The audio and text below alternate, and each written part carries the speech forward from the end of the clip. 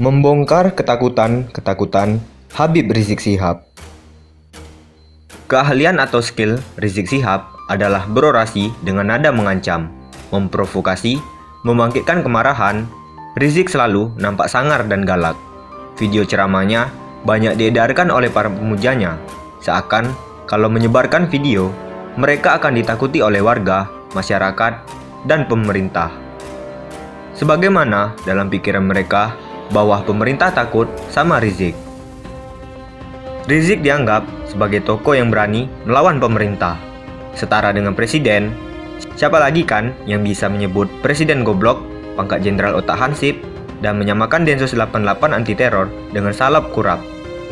Hanya Rizik yang bisa begitu, dan hingga saat ini belum jadi tersangka karena ucapan-ucapannya itu.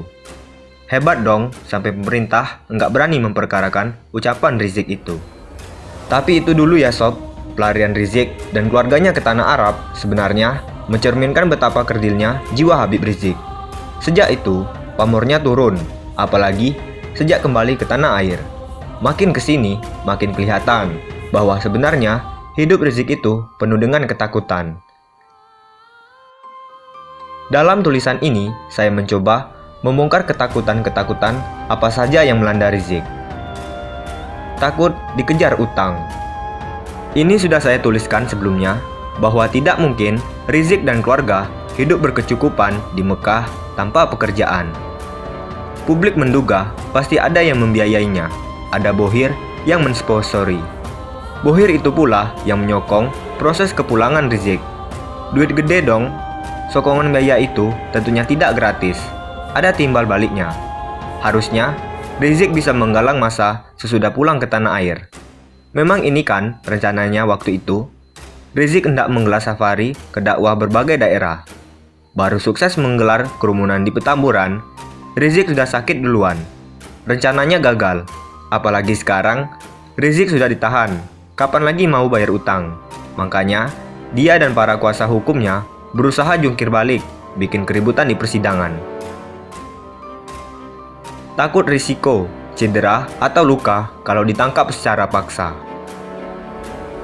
Publik yang sudah gedek dengan tingkah pola Rizik akhirnya bernafas lega ketika pada 10 Desember 2020 Polri mengumumkan bahwa mereka menetapkan Rizik sebagai tersangka kasus kerumunan di Petamburan. Rizik resmi jadi buronan kalau tidak segera datang memenuhi panggilan polisi. Mungkin para pemujanya mengira Rizik akan tetap bertahan, tidak mau nurut, apalagi datang ke Polda Metro. Ternyata, selang 2 hari, pada tanggal 12 Desember 2020, Rizik datang ke Polda Metro, hanya ditemani beberapa orang, tidak membawa pasukan. Kabid Humas Polda Metro Jaya, Kombes Pol Yusri Yunus, menyebut Rizik menyerah karena takut. Waktu itu memang pasca penyerangan aparat kepolisian oleh para pengikut Rizik, yang berujung tewasnya 6 laskar FPI. Saya duga Rizik pasti takut luka atau cedera jika sampai aparat polisi yang mengejar dan menangkapnya. Pasti pengikut Rizik akan mengadakan perlawanan. Resiko yang sangat besar buat Rizik sendiri, menyerukan jihad, ngancem polisi, tapi takut luka ternyata. Halah. Takut diracun. Kabarnya, Rizik takut memakan makanan yang disediakan di tahanan. Ada kekhawatiran, ada ketakutan tersendiri dari beliau. Semua makanan harus dikirim dari rumah atau dari lawyers itu aja, ucap Ketua Bantuan Hukum FPI, Sugito Atmo Prawiro. Maksudnya apa ya nih? Rizik takut makanannya dikasih racun. Tapi menurut Sugito, makanan yang tidak dimakan itu kemudian diberikan pada tahanan lainnya. Hahaha. Maksudnya, kalau benar beracun, biar yang kena tahanan yang lain gitu. Akhlak nyali mana nyali. Sok memaki presiden, tapi kalah nyali sama Presiden Jokowi yang bersedia jadi orang pertama disuntik vaksin. Takut ditahan bertahun-tahun.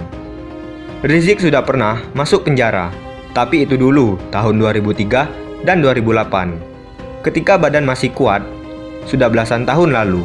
Harusnya sekarang Rizik hidup enak, hanya pergi ke sana kemari, memberikan ceramah pada jemaahnya, tanpa takut dikejar-kejar kasus. Apalagi Apalagi beberapa bulan lalu, Rizik sudah kena COVID, remuk badan ini rasanya. Sementara, dalam persidangan 3 kasus yang digelar saat ini, Rizik terancam kena hukuman hingga belasan tahun penjara. Untuk kasus kerumunan di Petamburan, 6 tahun penjara. Untuk kasus di Megamendung, 1 tahun penjara. Untuk kasus tes swab RS Umi, malah mencapai 10 tahun penjara. Tua di sel nih kayaknya, seperti Abu Bakar Bashir dong. Makanya, di persidangan ribut melulu. Takut Firza. Dulu ketika Rizik masih di Mekah, ada dugaan bahwa dia tidak pulang-pulang ke tanah air karena takut menghadapi Firza Hussein, perempuan yang juga jadi tersangka dalam kasus chat mesum. Kemudian kasus itu di SP3-kan dan Rizik pun tenang. Pas Rizik sekarang sudah ditahan, ternyata pengadilan mencabut status SP3 kasus itu. Sehingga jadi kasus yang menunggu Rizik untuk diproses lagi sebagai tersangka. Kasus chat mesum ini bagai hantu bagi Rizik, jauh lebih berbahaya ketimbang kasus kerumunan atau hasutan. Citra diri Rizik sebagai ulama dipertaruhkan. Saya menduga jika Rizik bisa bebas dalam persidangan 3 kasus sekarang ini, bisa-bisa dia akan umroh berkepanjangan lagi. Stres dia ke Emah. Nah, itulah berbagai ketakutan yang melanda Rizik. Berlawanan dengan citranya yang garang, sangar, dan tidak takut apapun. Ternyata dia menyimpan banyak ketakutan. Ada tambahan dari pembaca, selalu dari kura-kura.